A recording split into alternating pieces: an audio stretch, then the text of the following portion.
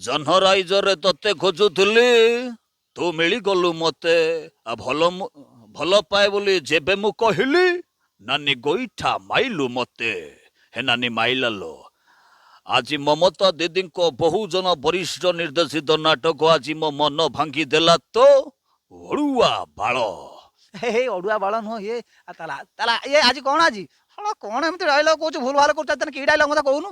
ନା ବାବୁ ଆଜି ନାଟକ ହଉଛି ହାତୀ ନେ ଘୋଡ଼ା ନେ ମୋ ମାଇକିନା ଫର୍ଦା ହଉ ତୁ ଯା ଜଲ୍ଦି ନେଇକି ଆସିବୁ ମୁଁ ପ୍ରଚାରଟା ସାରି ଦଉଛି। ଆଜି ଚ୍ୟାଲେଞ୍ଜ ନାଟକ ଆଜି ହାତୀ ନେ ଘୋଡ଼ା ନେ ମୋ ମାଇକିନା ମତେ ଫେରେଇ ଦେ ହୋ ଭାଇନା ହୋ ଭାଇନା ହୋ ଭାଇନା ପୁରା ଇଏ ଚାଲି। ଆପଣଙ୍କ ଫେଭରାଇଟ୍ କମେଡ଼ିଆନ୍ କିଏ? ଫେଭରାଇଟ୍ କମେଡ଼ିଆନ୍ ଗୁରୁ ରାଜୁ ଶ୍ରୀବାସ୍ତବ ସାର୍, ସେ ଆଉ ଦୁନିଆରେ ନାହାନ୍ତି। ଆପଣଙ୍କ ମନ ଭିତରେ ଫିଅର ଅଛି କି ଏଇ କମେଡ଼ି ପ୍ରତି? ସେମିତି ତ ରହିବ ଯାହା ବି ହେଲେ। କ୍ୟାମେରା ସାମ୍ନାରେ କରିବା ଆଉ ମଞ୍ଚ ଉପରେ କରିବା ଭିତରେ କ'ଣ ପାର୍ଥକ୍ୟ? ଆକାଶ ପାତାଳ ଫରକ।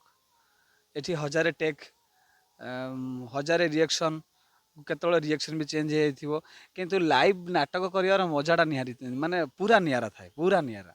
ଦର୍ଶକଙ୍କୁ ପୁରା ସିଧାସଳଖ ଦେଖୁ, ସେ ମଜାଟା ବି ବହୁତ ଇଏ ଥାଏ। ମାନେ ଆମେ ଏଠୁ ସୁଟିଂ ସରିଲା ପରେ ଭିଡ଼ିଓ ଭାଇରାଲ୍ କେବେ ହେବ, ଲୋକଙ୍କ ଭଲ ପାଇବା ମିଳିବ, ଆମେ ଖୁସି ହେବୁ, କିନ୍ତୁ ସେଠି ଯାହା ଅଭିନୟ କରିବୁ ସାଙ୍ଗେ ସାଙ୍ଗେ ଇନଷ୍ଟାଣ୍ଟ ରେଜଲ୍ଟ, ସେଇଟା ବଢ଼ିଆ ଲାଗେ। ତାଳି ଆସିବ, ମଜା ଆସିବ।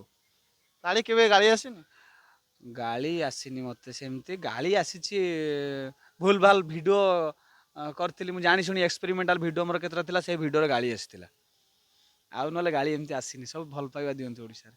ଆପଣଙ୍କର ଯୋଉ ଏବେ ଯୋଉ ଭାଇରାଲ ହେଉଛି ଟେନସନ୍ ଅପେରା, ସେଇଠାରୁ ପଦା ଡାଇଲଗ।